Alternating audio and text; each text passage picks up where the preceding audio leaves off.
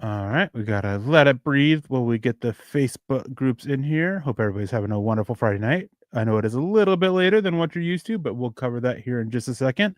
But we got to wait for a couple green check marks here on Facebook so we can get the Facebook groups in, and looks like we're good to go.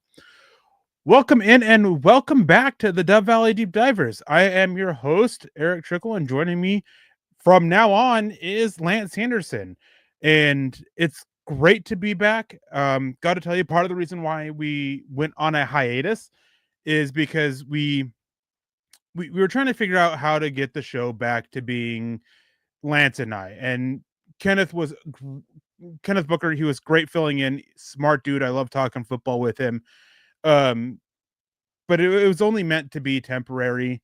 Well, we figured it out, and we had started having conversations of what we needed to do. And well, one of those conversations is moving it back an hour. Instead of going live at 6 p.m. Mountain, we're going live at 7 p.m. Mountain to help you with your work schedule and everything like that. And we're going to keep things a little bit shorter on Friday nights. Now, I know that's a night that people like to go out, and it can be date night for a lot of people. So we're going to keep things a little bit shorter. We're going to be trying to stick to a half-hour show more regularly. So if you guys have any super chats or any comments or questions or anything like that, make sure you guys get them in with super chats and stars. But before we really get into this, Lance, my man, how are you doing? Are you glad we're back? Dude, I'm so excited to be back. We did a show, a couple of weeks ago with KB, talking about some things behind the scenes. With this new work schedule I have, it works so much better for me to be available, to be here for you guys every single Friday night to start at 7 o'clock, and it's an easy adjustment for both of us, really, for the most part. But we get to be back here. We get to be back here every single Friday night talking Broncos with you, breaking down the NFL draft. This week we're breaking down free agency a little bit, what these inside linebacker contracts mean for you guys.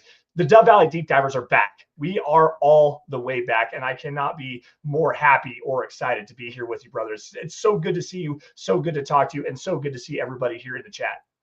Yeah, I mean, it kind of stinks, but because again, Booker, he's such a great guy and everything like that. But there's some stuff that we're still trying to figure out to bring even more content to you and get Kenneth back in front of you. And then I was able to, and part of the reason too is me stepping in and filling in and taking over for Scott in the mornings with Nick. Part of that was I wasn't sure how I would be feeling for Friday nights. But it was a quick adjustment there. I don't sleep much anyways.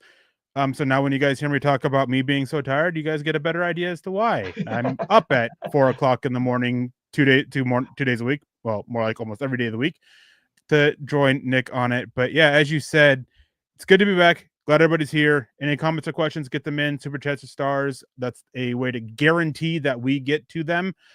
But it has been an interesting start to free agency.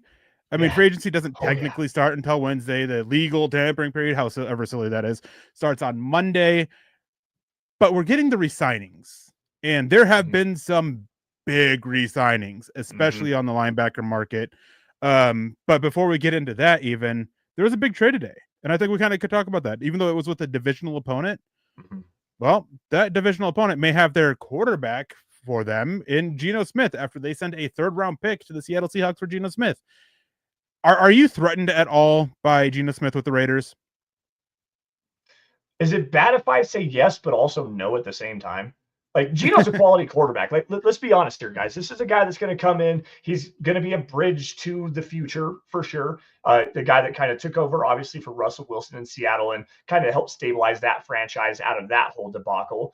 But at the same time, no, I'm really not that threatened by what Geno Smith brings to the fold. I mean, he's an aging veteran quarterback, going to likely command, based on a report from, I believe it was Diana Rossini of The Athletic, saying that he's looking for a contract in the $40 to $45 million range. Now, the Raiders have plenty of cap space to be able to take that in, but they still need so many different pieces, not only on the defensive side of the football, but they need another wide receiver. They're looking for another running back. Brock Bowers is obviously an elite tight end, but they still need so much more help. And I don't think Geno's really the guy to take them over the top right now. Yeah, I mean, he is scary in the fact that if they can get those extra pieces on offense, the Raiders offense may no longer be the joke that it was. Yeah. but their defense still needs a lot of work. Their secondary's got to basically be completely rebuilt. So almost every single one of their starters from last year is a free agent this year. So that needs a lot of work. Their wide receiver room is pretty well off. They can still use another weapon, but you can almost always use another weapon at wide receiver. Oh, yeah. Tight end, obviously, with Brock Bowers, but the backup tight end, I don't know him a couple years ago. His name is Casey Michael Mayer. He's wanting out, so they could use that second tight end. Their offensive line, they have a lot of good pieces, but they still have a couple weak spots there, especially at right tackle. Do they think Delmar Glaze is their long-term left tackle? Running game is a little lackluster, and you have to have that running game to help take the pressure off of Geno Smith.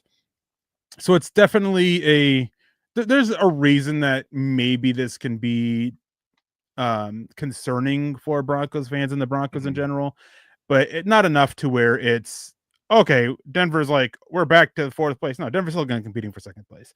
Wow. But before we continue on, we do got to say hello to some people in the chat. David McElrath, Papa Bear coming in with the $5 donation saying, good evening, Broncos country. # let's go, Bo. Thank you, Papa Bear, for joining us and everything and helping bring us back with the bang. And we also have BK coming in with the $5 donation saying, welcome back, Lance. Who is both of your favorite slot prospect in the draft? Are you meaning on like nickel corner, or do you mean slot wide receiver? I just want to be clear here because, obviously different answers for different ways. So BK, will you get back to that? I'm going to get us back to that. I'm going to keep saying hello to some people in the chat here. We do have a birthday. Gary Neighbors coming in to letting us know it's his birthday. Happy birthday, Gary. I would sing you happy birthday, except that you probably like to like hearing. I don't want to blow out those eardrums with you. I cannot sing. I am not musically gifted. So happy birthday to you. Thank you everybody else for joining in. Dylan Von Arks, of course, coming in and sitting behind the scenes saying, "Sup, Broncos country." Make sure you hit the like button on the way in, share on all platforms, and subscribe if you haven't already. Yes, definitely do that, as it does help with the algorithms and helps us get in front of more eyes. And then Chase Waller coming to shoot. Are the guys back to doing Fridays now? Yes, sir. Fridays at 7 p.m. Mountain Time. Anytime I say time, I always almost say my time. So I have to take a brief second at times to make sure I'm giving the right time. It is really funny with the morning shows because we have, Chad's in one time zone, Nick's in another time zone, and I'm in another. So getting timing with that's very interesting with that. We have DeAndre halfway across the world. Huh? It doesn't help that you live halfway across the world. I'm only 2 hours behind Colorado. Thank you. DeAndre Weatherspoon coming in. Bolton or Greenlaw? That is definitely a conversation we're going to get to here. Thank you, DeAndre, for doing that. Make sure you're sticking around because when we get talking about these linebacker contracts, this is definitely a point that we are both going to make. Ernie Mason and Go Broncos country. Only Go Bo Nix 4-6. Hello, men, and hello to only Ernie Mays as well. Only Ernie Mays. Now, hello to everybody. Thank you all for joining us again. Rather excited to be back here. But of course, before we keep this conversation going on, we do have a presenting sponsor for tonight in Underdog Fantasy. So this basketball season, when your favorite star scores a bucket, we're going to give you an alley-oop opportunity to win money from watching sports with Underdog. Underdog is one of the leading sports apps, and you can play now in your state. Do you want to win up to 1,000 times your money? Well, you can with Underdog.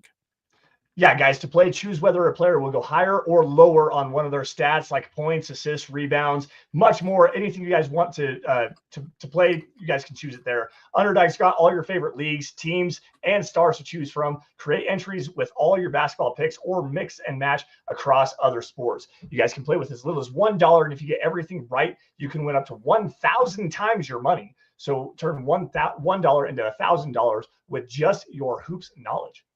Now, download the Underdog app now and sign up now using promo code MHuddle to unlock a special offer of up to $1,000 in bonus cash when you make your first deposit.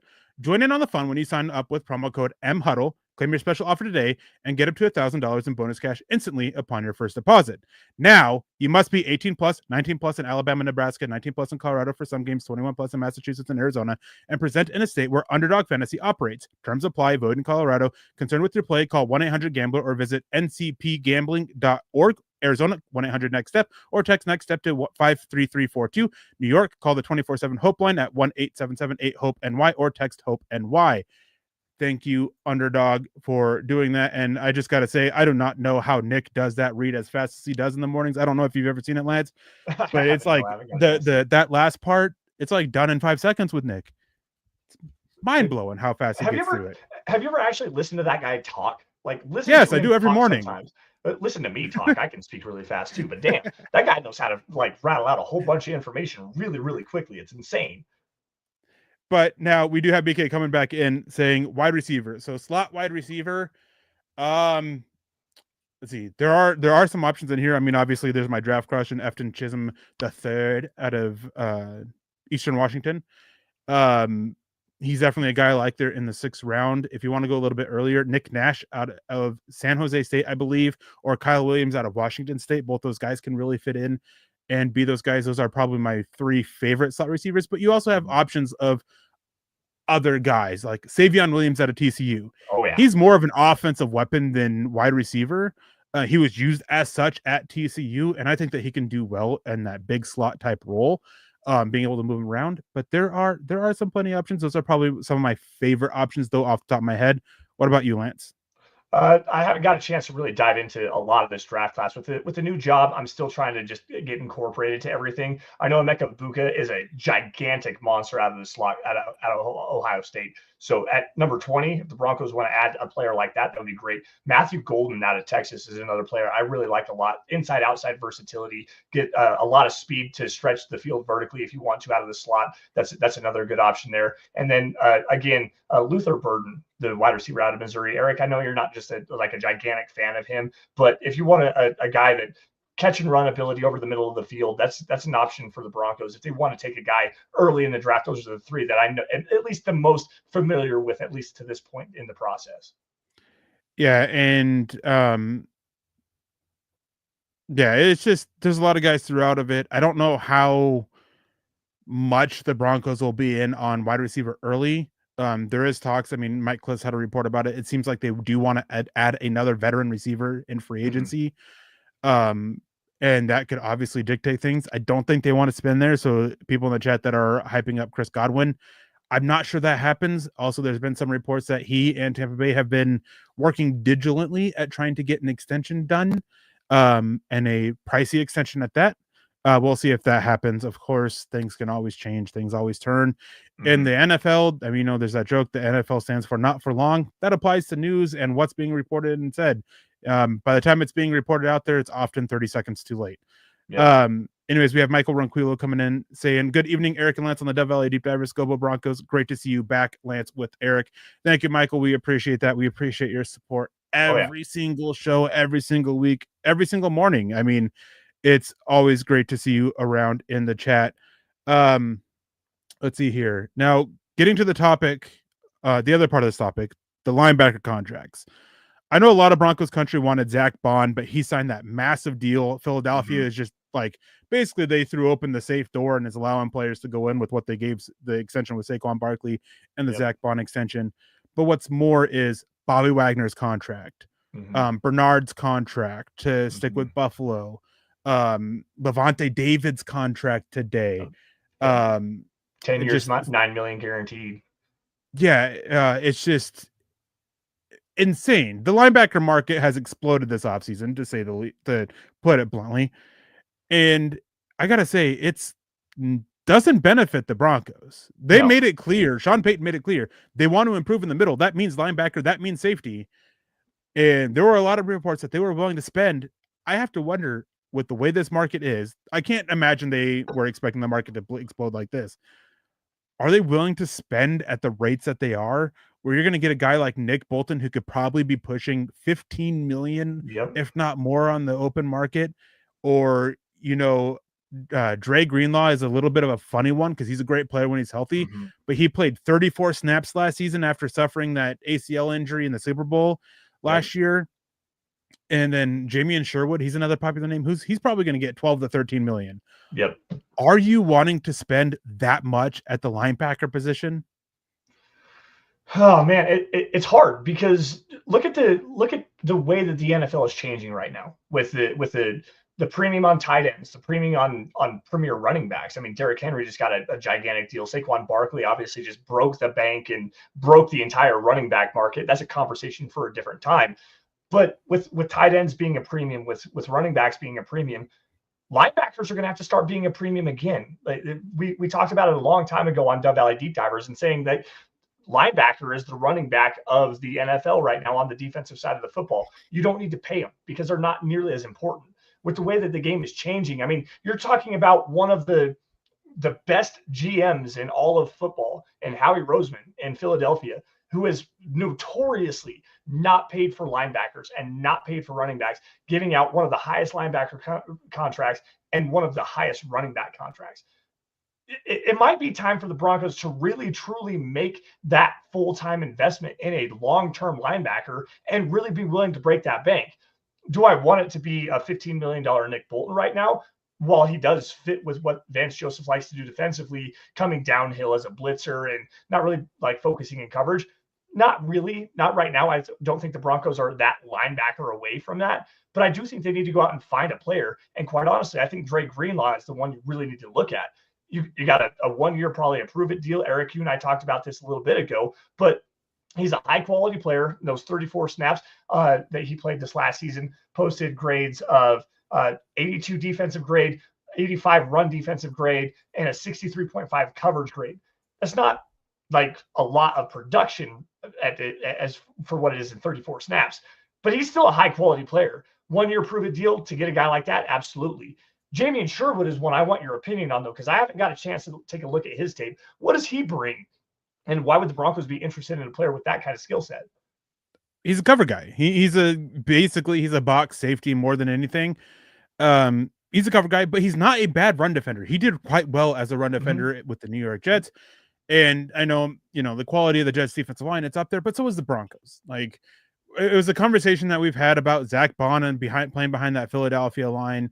It's a conversation we can have about Nick Bolton, about the quality of defensive lines in front of them. But Denver has a great defensive line in front of them. Yep. To help cover with that, the issue with Jamien Sherwood is missed tackles. Yep. He's a guy, he will cause missed tackles. Now, good news is that most of his missed tackles, like almost all of them, I can't remember the exact percentage of them, they didn't end up going for more than a handful of yards at most. And I think the average gain was like 3.2 yards average picked up after the missed tackle, with like one of them being more than 5 yards.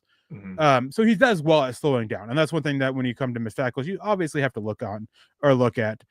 But yeah, he's a cover guy. And from what the reports have been, the Broncos want a cover guy, which that is an area of concern with Nick Bolton. Nick Bolton does great sideline to sideline. He reads out screens extremely well. Yep. He plays between the tackles extremely well. But in a more pure pass drop game, that's not exactly his strong suit. Yep. And that seems to be what the Broncos are looking for. Somebody who can operate more in that pure passing drop back type game. Now we do have a couple more chats here that we got to get to. We have Phil McLaughlin coming in saying, "Good evening, Eric and Lance. Wow, the team is back together. Love it. Welcome back, Lance. What would you guys think about getting Dahlman from the Falcons? Is he an upgrade, and what would it cost? #Buckham." My belief is if you're wanting to upgrade the center position, you do so through the draft, simply because the Broncos have an expensive offensive line already, and you want to offset that a little bit with a cheaper investment there. And Dahlman, I think, is going to cost more than what the Broncos would be willing to pay for a veteran addition to the offensive line at center. That's just where I'm at. What about you, Lance? I'm with you on that. And quite honestly, I'm curious to see even more growth out of Luke Wattenberg, who really was, I don't want to like overstate what his effectiveness was, but he kind of impressed me over the course of the season. Maybe not necessarily as a run blocker, but in pass protection, he held up really well this season. Let's see what can actually happen. The Broncos obviously have a bunch of money invested in the offensive line. Garrett Bowles just got that contract. Obviously, Ben Powers, Mike McGlinchey could have their contracts restructured this offseason to kind of open up some more cap space. Obviously, Quinn Miners with the big deal there. They've invested a bunch of money in that offensive line up front. I don't think they're going to go to the free agency market. I think, like you said, the draft is probably the best way. But to me, let's see what Luke Wattenberg does with another year starting underneath his belt, because he played very, very well for what we all thought that he was going to be coming out of Washington a couple of seasons ago, or even as a starter for this last season. So let's see what that development looks like and just kind of move forward with some continuity, more continuity along the offensive line. The issue is he's on the final year of his deal. I understand that, but still, And I mean, then like, do you want to, and then it comes to the thing of like, what's his cost going to be? Because while he had a solid year, he was serviceable. He was one of those guys that if you can upgrade it, you want to upgrade it. Yep. Because he was enough of a weakness to where you don't want to commit to him long term. And then, yeah, sure, you can turn to Alex Forsyth in 2026, but that's the last year of his deal. I mean, and at that point, you're looking at, okay, maybe we're moving on from Ben Powers. We can be talking about moving on from Mike McGlinchey. Even at that point, we can be talking about moving on from Garrett Bowles. You can be lowering the cost on the offensive line and hand out an extension to one of these guys here in a couple of years. Not next year, though. Next year, they're still going to be stuck, especially if they restructure the contracts. Do the simple restructure of converting base salary to signing bonus for Mike McGlinchey and Ben Powers, which, from what I believe Jeff Legwold reported, is the expected outcome there. So yeah, you look at it, and it is one thing that I had an article go up today talking about this. They're exploring it. They met with a guy who is viewed as a center in the NFL, and Marcus Bow out of Purdue, and he is viewed as his best fit is at center. Although he tested out athletically, he had good measurements that some believe he might be able to play tackle or guard. I still feel with his intelligence, with his nasty demeanor, that center is the best spot for him. That would be probably a third round investment there. And you get him on a rookie contract for 4 years. Yep.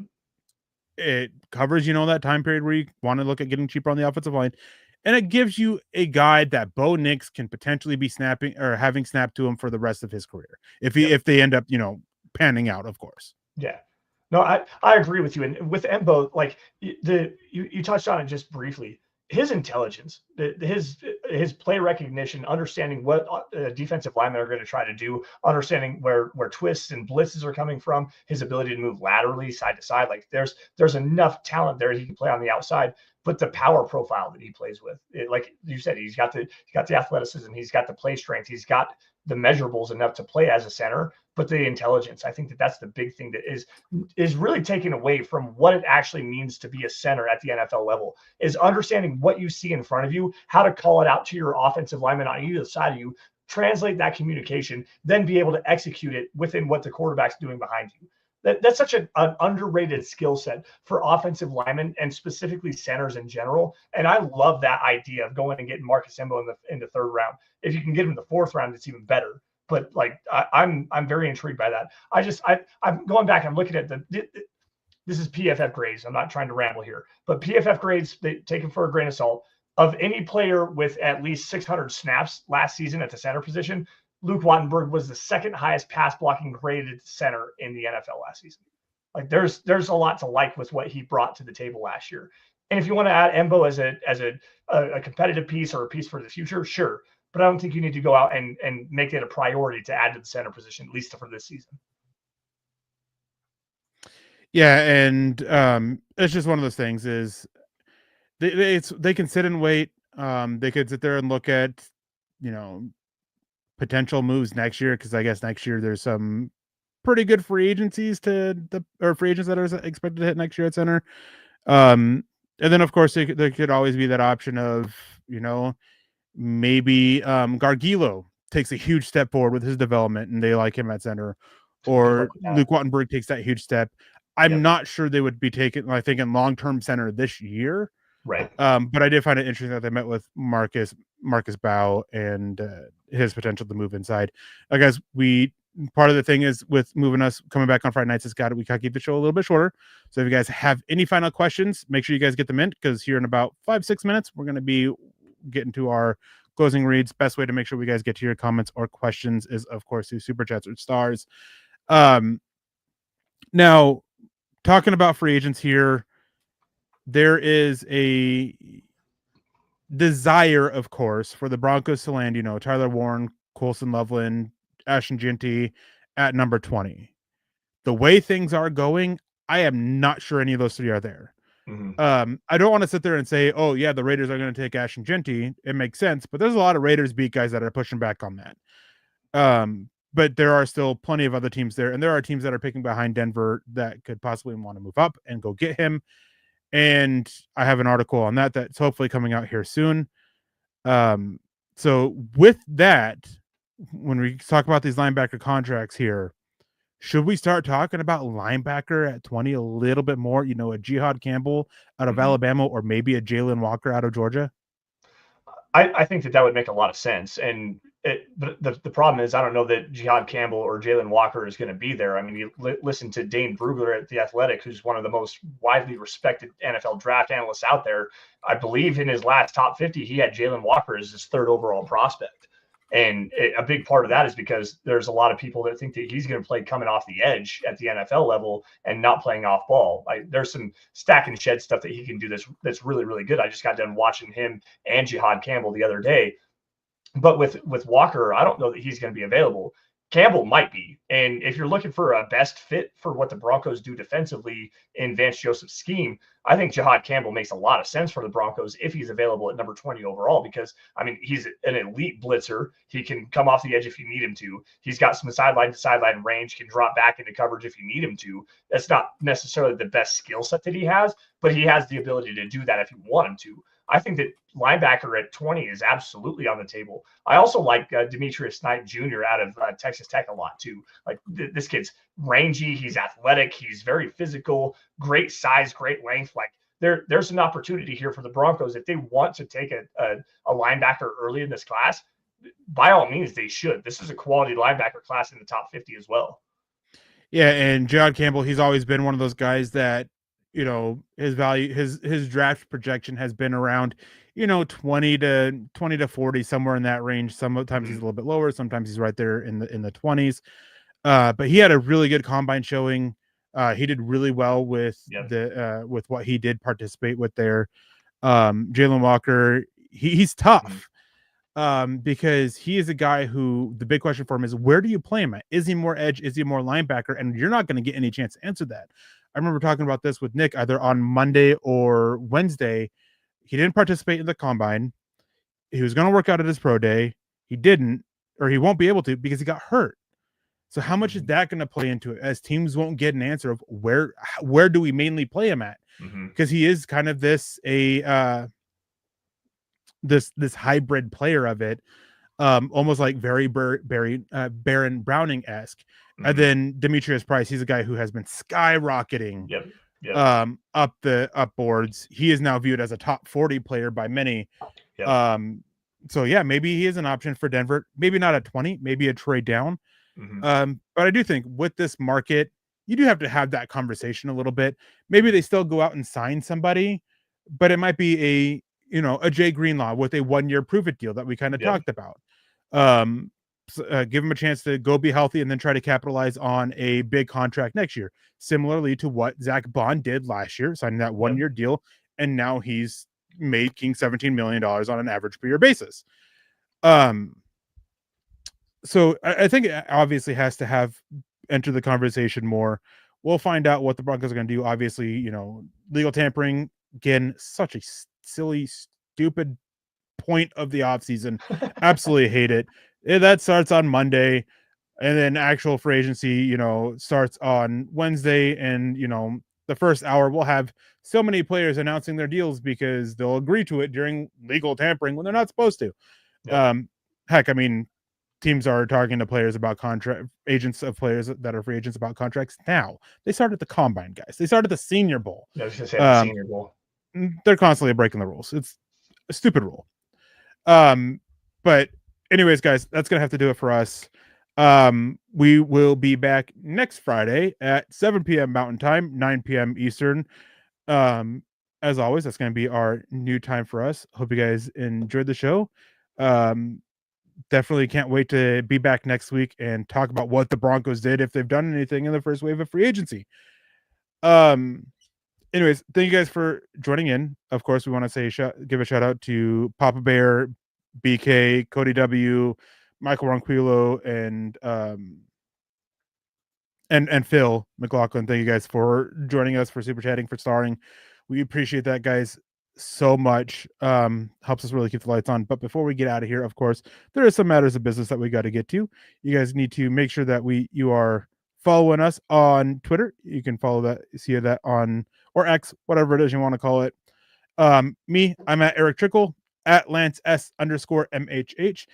That's where you can also follow the Dove Valley Deep Divers account at DVDD_pod, as well as the MHH pod, and at Mile High Huddle. That's where you get access to all of our written content, and everything like that, including all, let's see, 66 articles I've done since have published since February 1st. You guys can get a chance to go to that, and it's going to be a lot more. All the scouting reports I've sent in, I think 5 scouting reports in the last few days. So you guys make sure you're following the Mile High Huddle Twitter account so you guys can get access to that, or make sure you're checking out milehighhuddle.com and getting access to that. You may want to bookmark it for the next couple months for those. Make sure you're following on Instagram at Mile High Huddle with an underscore between Mile and High and Huddle. And of course, go to Spotify or Apple Podcasts and leave a 5-star review for your chance to win some gear, some merch each month. I refuse to say swag. And speaking of merchandise, go to mhhmerch.com to get your merch on. Not swag, as Chad likes to say. Absolutely hate it. I refuse to say swag. Silly to me. If you want to go to Facebook, you can follow us on Facebook, facebook.com/Mile High Huddle or facebook.com/Mile High Huddle Pod. And you guys can again get access there and interact with the part of another aspect of this amazing community that we have built up here at Mile High Huddle, that has been so supportive over the years of doing this. I believe we are on year 10 of Mile High Huddle officially being a thing. I might be off with my timing on that, but I believe this is year 10. Cannot believe it's been that long. And so yeah, thank you guys for tuning in. Hope you guys have a wonderful weekend, wonderful night. If you guys are going out and enjoying the weekend, make sure you stay safe. Don't drink and drive. But gotta say, before we get out of here, Lance, any final words? Yeah, it's amazing to be back here on a Friday evening talking football with you, talking football with everybody else. And obviously the truncated shows are going to be an adjustment for everybody, but you know what? That means we just get to jam pack as much as possible as we can, as we are the Dove Valley Deep Divers, and this is what we do best, which is cover your guys' Denver Broncos. So we appreciate and love every single one of you guys for joining us. Thank you all. You stay safe and take care. Have a great rest of your weekend. And as always, go Broncos. Yes, thank you guys. Stay safe. Don't drink and drive. I'm going to steal this from Nick. Make sure you choose kindness, and compassion. Thank you guys. Go Broncos. We will see you I will see you on Monday morning. You'll see Lance and I next Friday night.